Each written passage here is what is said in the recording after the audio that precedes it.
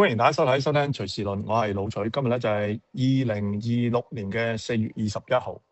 其實咧講到呢個美以伊大戰咧，仲有一個嘅爭議咧，係越嚟越多人關注啊。我之前都曾經報過，但係咧 BBC 又再次做一次，所以咧我又再次講一次啦，就係所謂嘅內幕交易嘅問題。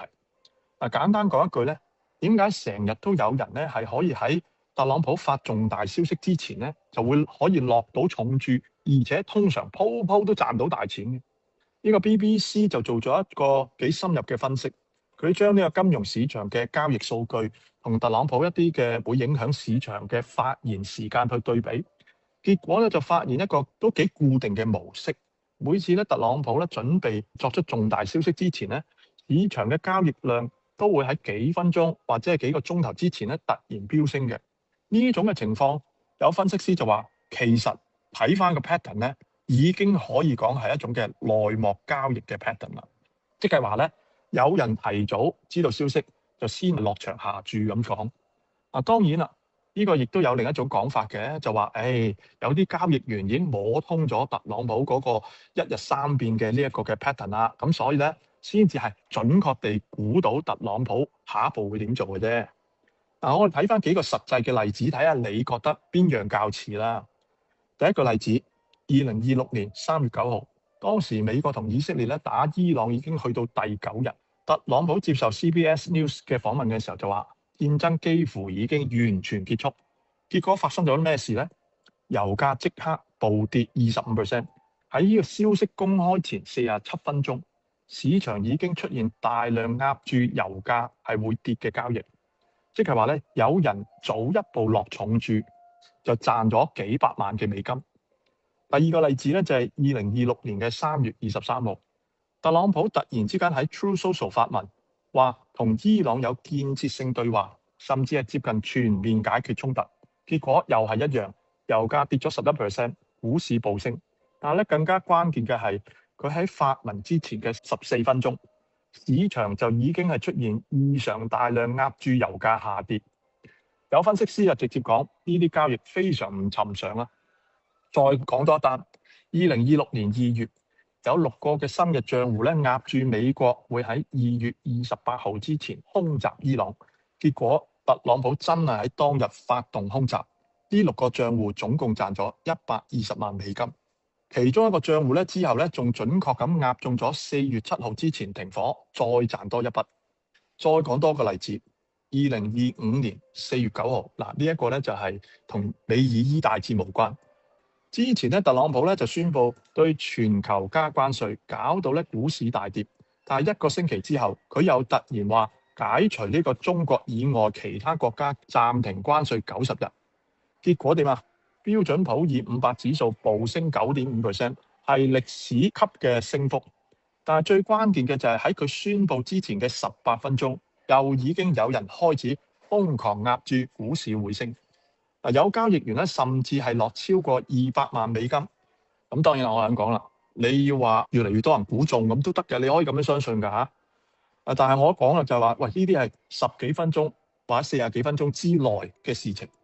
之後呢一個美國參議院民主黨議員已經要求證券交易委員會要作出調查，懷疑有人利用內部信息去牟利。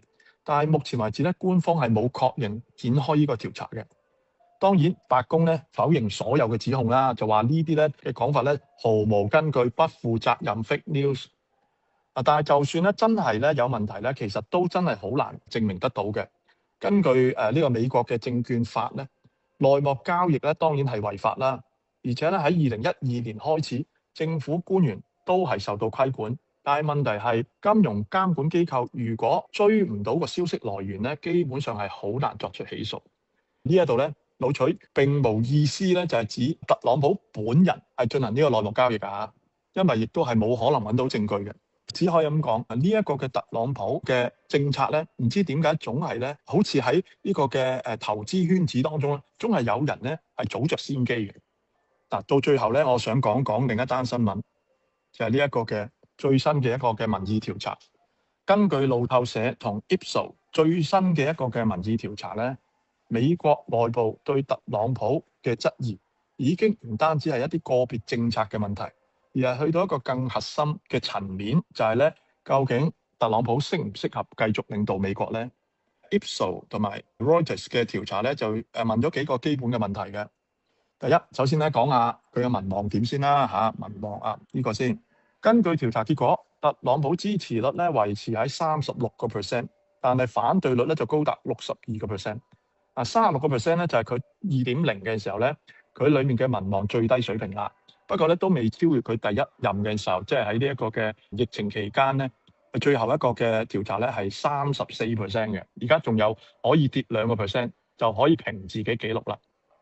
但係更關鍵嘅其實都唔係支持率啊，而喺呢個調查裏面咧有講及到對特朗普嘅性格啊，美國人民點睇咧？民調顯示大多數美國人咧，包括咗部分共和黨嘅支持者，都開始質疑特朗普嘅情緒穩定同埋佢嘅判斷能力。例如咧一個嘅問題咧問得好直接，就係你覺得特朗普係咪一個情緒穩定嘅人啊？結果咧26%嘅人咧就話佢係穩定嘅。即係話咧，有接近3/4嘅美國人咧都覺得特朗普嘅情緒係唔穩定嘅。就算共和黨入邊咧，調查結果咧都係有53%話佢穩定，但係高達46%咧就話佢唔穩定嘅喎。而民主黨當然啦，基本上係一致啦，只有7% 嘅人咧認為佢穩定嘅啫。另一個更加敏感嘅問題咧就係佢嘅精神狀態。調查結果咧就話，有51% 嘅美國人認為特朗普過去1年嘅思維敏鋭度係變差咗嘅。咁啊，點解咧會有呢啲嘅質疑咧？其實咧，同佢呢段時間裏面一連串嘅言論咧係有關係嘅。譬如咧喺呢個伊朗戰爭問題上，特朗普曾經喺佢嘅社交媒體嗰度講過要摧毀伊朗文明啊，甚至話威脅炸晒所有橋梁同發電廠。同一時間咧，佢又公開攻擊呢個教宗良14世，話咧教宗咧對呢個犯罪問題太軟弱。所有呢啲嘅問題咧，都令到好多嘅美國人咧覺得佢咧個反應好似越嚟越激烈咁樣。更加有趣嘅係，美國人咧對呢個教宗良14世嘅好感度咧遠遠超過特朗普。民調顯示有60% 嘅人對教宗有正面觀感，但係對特朗普嘅好感度咧就只係有36%。哇，係差唔多接近1倍啊！甚至咧教宗嘅支持度係仲高過一啲嘅美國嘅政壇人物，譬如嗰個加州州長Gavin Newsom 啦，或者係前副總統賀錦麗。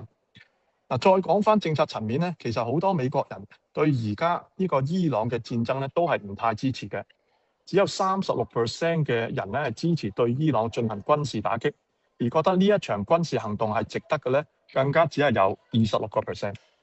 即係話大多數美國人其實都覺得今場嘅戰爭成本太高，唔值得。而且咧戰爭已經係直接影響到美國嘅民生，油價上升啦，令到汽油價格飆升咗，好多美國人嘅生活成本都受到衝擊。結果特朗普喺處理生活成本呢個嘅問題上嘅支持率咧，係只係剩得26%，係佢兩屆以嚟屬於係最低嘅水平。另外一個值得留意嘅一點咧，就係特朗普曾經多次威脅要退出呢個北約，但係咧民調顯示只有16% 嘅美國人係支持退出呢組，即係話呢個立場其實係屬於極少數。